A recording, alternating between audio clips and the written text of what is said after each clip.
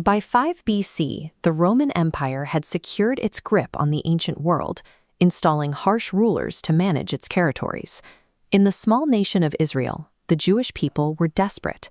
Their ancient prophets had promised a king who would rescue them before Rome crushed them completely. Rome's enforcer in the region was Herod the Great. He was a historically documented king, defined by paranoia and systemic violence. The Roman Emperor Augustus Caesar reportedly remarked that it was safer to be Herod's pig than his son. Against this backdrop of state-sponsored terror, a poor Jewish couple traveled to Bethlehem. While the modern tradition often depicts a wooden stable, history points to a grittier reality. In first-century Bethlehem, animals were housed in dark, foul-smelling stone caves. Here, Mary gave birth. The wealthy travelers known as the Magi arrived from the east over a month later. They entered the capital with a question that served as a political declaration. Where is he who has been born king of the Jews?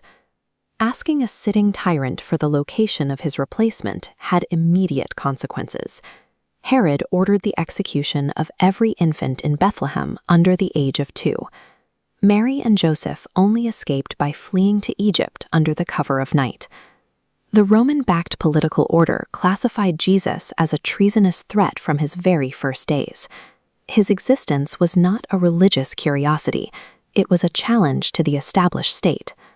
Following Herod's death, the family returned to Nazareth, just 4 miles north of Sepphoris, the newly reconstructed capital.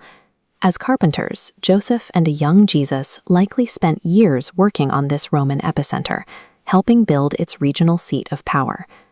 At age 30, Jesus left Nazareth for the wilderness to meet his cousin John. As John baptized him in the Jordan River, witnesses described the heavens opening and the voice of God identifying Jesus as his son. Jesus immediately retreated into the Judean desert for 40 days. According to the text, the devil tempted him to demonstrate his divinity by jumping from the pinnacle of the temple, claiming angels would intervene. Jesus refused. By rejecting a public display of power at the temple, Jesus opted for a different path. He began a methodical grassroots movement within the fishing villages of the north. He established a base in Capernaum and began a series of public miracles. His first occurred at a wedding party in Cana, where he turned water into wine after the hosts ran dry. Jesus then addressed one of the most visible stigmas of the era, leprosy. Because the Jewish people believed only the prophesied Savior King could cure this disease, his act of healing a leper was a direct claim to that title. His followers then witnessed his authority over the natural world. While crossing the Sea of Galilee in a boat similar to this one, Jesus silenced a deadly storm using only a verbal command. He later led his team on a long journey north to Caesarea Philippi. They stood before a dark cave carved into the rock, which served as a shrine to the Greek god Pan.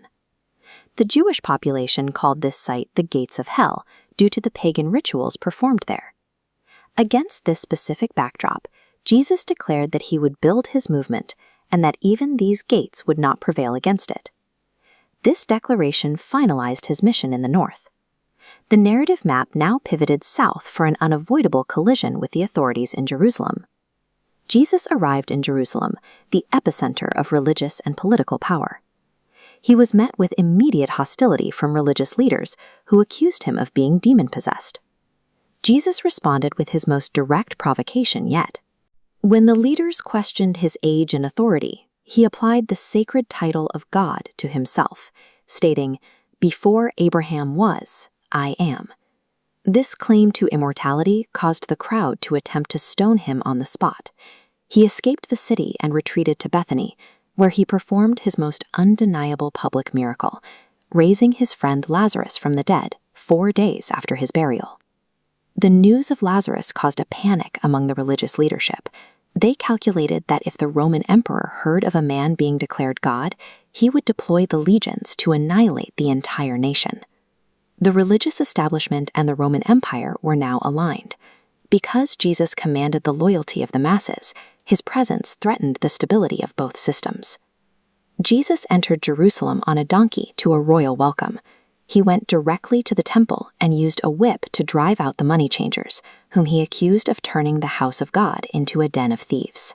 Within days, he was arrested, subjected to a religious trial, and handed to Rome for execution by crucifixion. The Romans nailed the specific charge above his head, King of the Jews. It was the same title that had sparked Herod's paranoia 30 years earlier. For 3 days, his followers believed the revolution had ended in failure. That changed when Jesus appeared to them again in Galilee, alive. Instead of mapping a route to defeat Rome, Jesus had mapped a route to defeat death. The ultimate shift in the story was one of scope, leaving his followers to expand this kingdom to the rest of the world.